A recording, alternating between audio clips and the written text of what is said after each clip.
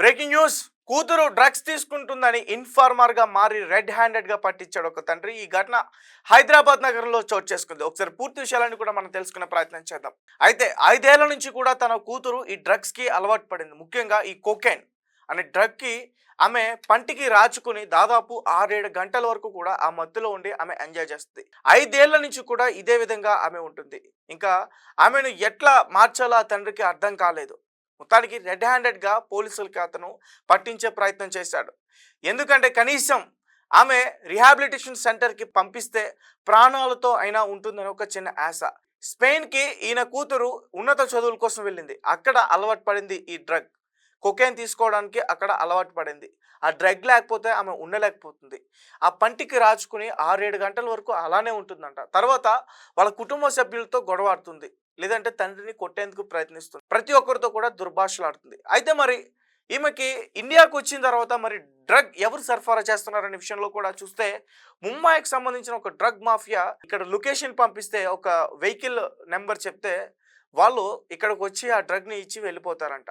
So పోలీసులు వాళ్ళ గురించి కూడా తెలుసుకునే ప్రయత్నం చేస్తున్నారు. ఎందుకంటే చాలామంది జీవితాలతో ముడిపడి ఉంది, చాలామంది జీవితాలు పాడైపోతున్నాయి ఈ డ్రగ్ తీసుకోవడం వల్ల. ముఖ్యంగా ఈ కొకేన్ తీసుకోకపోతే, ఒకవేళ అలవాటై వీళ్ళు తీసుకోకపోతే వీళ్ళు ఎలా ప్రవర్తిస్తారో వాళ్ళకే తెలీదు. వాళ్ళని వాళ్ళే చంపేసుకుంటారు, లేదంటే ఇతరుల పైన దాడి చేస్తారు ఆ కొకేన్ కోసం.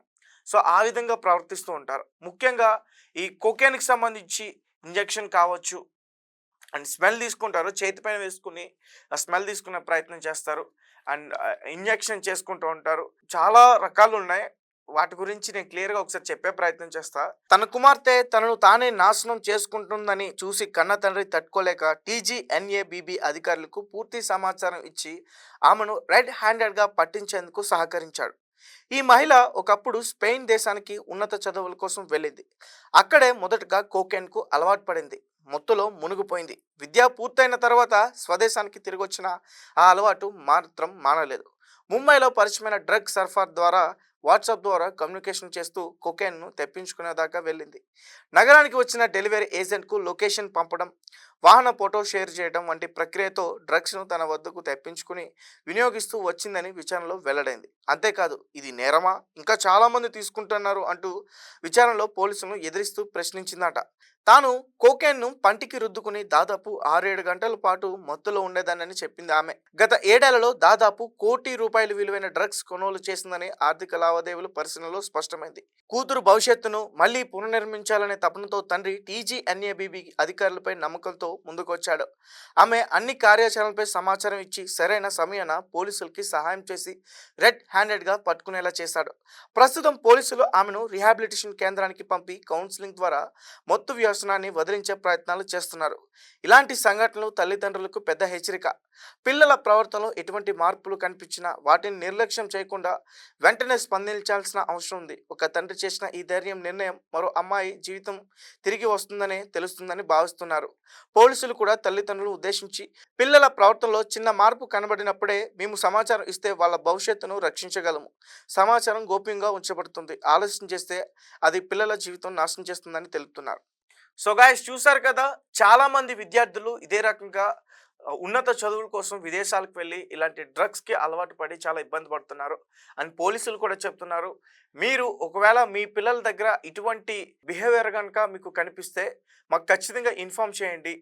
సో గాయస్, చూసారు కదా, చాలామంది విద్యార్థులు ఇదే రకంగా ఇలాంటి డ్రగ్స్ తీసుకుని వాళ్ళ జీవితాలని పాడు చేసుకుంటున్నారు. ముఖ్యంగా స్టూడెంట్స్ అందరూ కూడా విదేశాల్లో చదువుల కోసం వెళ్ళి అక్కడ ఈ డ్రగ్స్కి అలవాటు పడి వాటి నుంచి ఎలా బయటపడాలో తెలియక ప్రాణాలు కూడా తీసుకునేందుకు ప్రయత్నం చేస్తున్నారు. అండ్ తల్లిదండ్రులు ఎవరైనా సరే మీ పిల్లల్లో ఇటువంటి బిహేవియర్ కనిపిస్తే ఖచ్చితంగా పోలీసులకు ఇన్ఫార్మ్ చేయండి. రిహాబిలిటేషన్ సెంటర్స్ ఉన్నాయి, అక్కడ ఈ డ్రగ్స్ తీసుకునే వ్యసనాన్ని మాన్పించి మరొక కొత్త జీవితాన్ని ఇచ్చే అవకాశం ఉంటుంది. అండ్ ఇంకొకటి ఏంటంటే, ఈ విషయాన్ని ఎవరికి కూడా చెప్పకుండా గోప్యంగా ఉంచి ఈ రహస్యాన్ని వాళ్ళు మారేంత వరకు కూడా ఉంచే ప్రయత్నం చేస్తారు. సాధారణంగా ఎవరైనా సెలబ్రిటీస్ అలాంటి వాళ్ళు తీసుకుంటే బయటికి న్యూస్ వస్తుంది. ఇలాంటి పిల్లలు స్టూడెంట్స్ కనుక తీసుకుంటే పోలీసులు ఖచ్చితంగా దాన్ని గోప్యంగానే ఉంచుతారు. ఎందుకంటే ఫ్యూచర్లో వాళ్ళ భవిష్యత్తులో ఇది వాళ్ళకి ఎటువంటి ఇబ్బంది కాకుండా ఉండడానికి. సో తల్లిదండ్రులు ఖచ్చితంగా ఇది గమనించాలి. అండ్ ఇలా స్టూడెంట్స్ చాలామంది విదేశాలకి వెళ్ళి చదువుకునే వారు కూడా అక్కడ జాగ్రత్తలు తీసుకోవాలి. మన తల్లిదండ్రులు మనం ఎంతో కష్టపడి అలాంటి ఉన్నత చదువుల కోసం పంపిస్తున్నారు. ఇక్కడ వాళ్ళు ఒక పూట తిని ఒక పూట తినక మన కోసం మనకి ఫీజులు కట్టడం కోసం వాళ్ళు కష్టపడుతుంటే అక్కడ మనం ఇటువంటి వ్యసనాలకి బానిసైపోయి మళ్ళీ తిరిగి వచ్చి అదే వ్యసనాన్ని మర్చిపోకుండా మళ్ళీ తల్లిదండ్రులకు ఇబ్బంది పెడుతున్నారు. సో చాలామంది జాగ్రత్త తీసుకుంటే బెటర్. మీ ఫ్యూచర్ మంచిగా ఉంటుంది. అండ్ ఈ డ్రగ్స్కి సంబంధించి చాలా రకాలు ఉన్నాయి. అవన్నీ కూడా నేను చెప్పే ప్రయత్నం చేయను. ఎందుకంటే డ్రగ్ ఏదైనా కావచ్చు, మెడిసిన్ కావచ్చు, ఇంజెక్షన్ కావచ్చు, సినిమాల్లో కూడా మనం చూస్తున్నాం అవి ఏ రకంగా తీసుకుంటారు ఏంటి అనేది.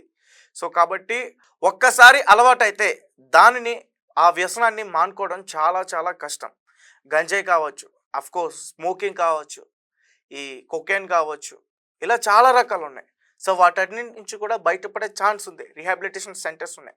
సో వాటికెళ్ళి మీరు ఖచ్చితంగా అక్కడ ట్రీట్మెంట్ తీసుకుంటే మీరు పూర్తిగా బయటపడే అవకాశం అయితే ఉంటుంది. అండ్ దయచేసి ఈ న్యూస్ కనుక ఇంపార్టెన్స్ అనిపిస్తే మీ కుటుంబ సభ్యులకి షేర్ చేయండి. అండ్ స్టూడెంట్స్ మీ ఫ్రెండ్స్కి కూడా షేర్ చేయండి. ఎవరైనా అలవాటు ఉంటే మారే అవకాశం అయితే ఉంటుంది. Thank you for watching. Thank you so much.